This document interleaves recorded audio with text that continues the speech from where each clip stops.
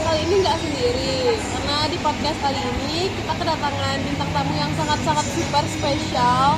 Karena karena ini akan membahas tentang nutrisi seru hidup penuh energi. Nah, karena kita bahas nutrisi, bintang tamu kita tentu saja dari ahli gizi. Boleh deh kakak perkenalkannya kali ini. Halo semua ya, perkenalkan aku Eliza Rusnedi, ahli gizi. Di sini aku senang banget diundang sama Naila untuk menghadiri podcast tentang kesehatan gizi. Kami tentu lebih senang ya kedatangan bintang tamu ahli gizi. Nah, kita nggak usah lama-lama deh. Mending kita langsung aja nih bahas tentang gizi-gizi seputar kehidupan. Nah, pertanyaan pertama, kita mulai aja ya pertanyaan pertama. Jadi pertanyaan pertama ini gini kak, kita tuh kebanyakan orang-orang termasuk aku nih, kalau seandainya setelah makan siang tuh bukannya jadi semangat, tapi semakin lemes gitu. Pasti ada yang salah dengan apa yang kita makan kan sebelumnya itu. Nah, itu kenapa sih kak? Kalau aku boleh tahu dan penonton tahu. Jadi betul, itu salahnya dari pemilihan makanannya ya guys. Banyak dari kita itu memilih makanan yang tinggi karbo, seperti nasi, roti gandum, dan cemilan manis. Itu tuh emang cepat memberikan kita energi, tapi cepat juga untuk membuat kita lemas lagi. Oh, jadi karena itu aku lemas dan kawan-kawan semua pasti kan. Berarti harus ngurangin karbo gitu ya di makan siangnya kak. Nah, itu kan kita ngurangin karbo. Nah, gimana nih kak tips makanan yang agar gak kebanyakan karbo, terus membuat kita menjadi lebih semangat nih menjalankan aktivitas, gak lemas. Jadi kita bisa untuk menjaga energi stabil, pilih makanan yang mengandung energi, protein, serat, dan lemak sehat. Kombinasi ini bisa membuat energi dilepaskan secara perlahan, sehingga kita tetap bertenaga lebih lama lagi. Berarti harus balance gitu ya kan kak. Oke guys, catat ya guys, itu kalau seandainya kalian makan siang jangan karbo, jangan makan nasi aja, tapi diseimbangi dengan serat, protein. Oke? Nah, kita kan udah bahas tadi tentang makanan siang yang nggak bikin lemes nih kak. Nah, yang kedua itu sarapan pagi. Sarapan pagi itu kan sering disebut meal of the day. Jadi yang paling penting itu sarapan. Apakah benar statement kalau seandainya sarapan tuh adalah hal yang paling penting kita lakukan sebagai ahli nutrisi kan? Ya betul, sarapan memberikan energi awal untuk tubuh setelah semalaman berpuasa. Tapi kualitas sarapan juga penting, jangan hanya minum kopi atau makanan gorengan aja di pagi hari.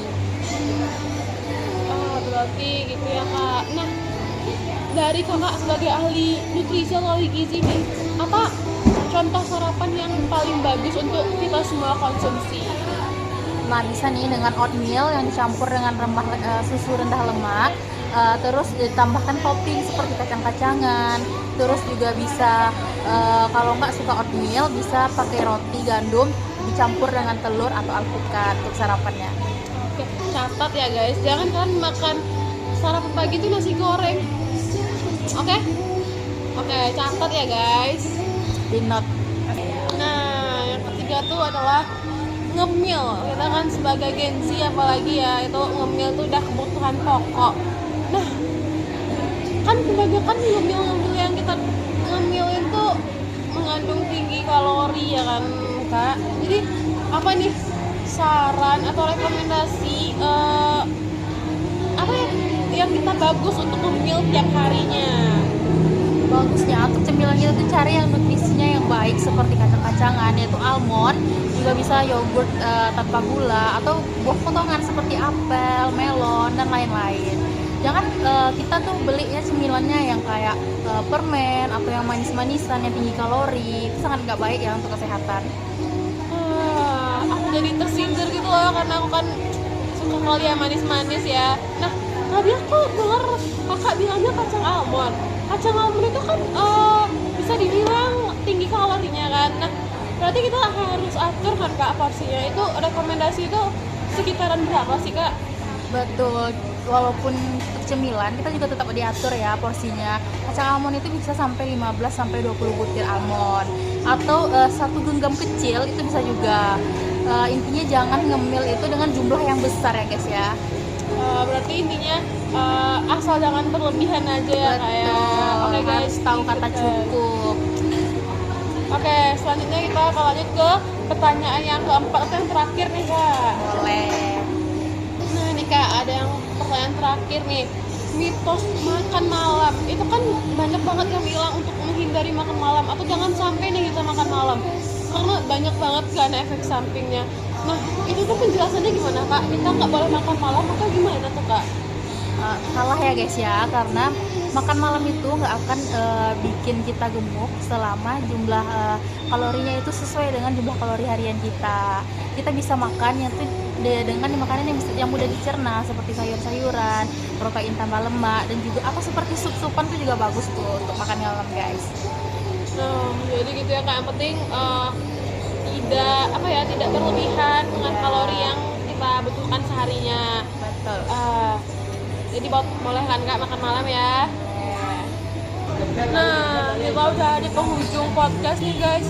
Setelah sekian banyak hal yang dikasih edukasi sama kakak Ziza tentang nutrisi, gizi atau makanan sehari-hari kita, tips-tips hidup sehat juga.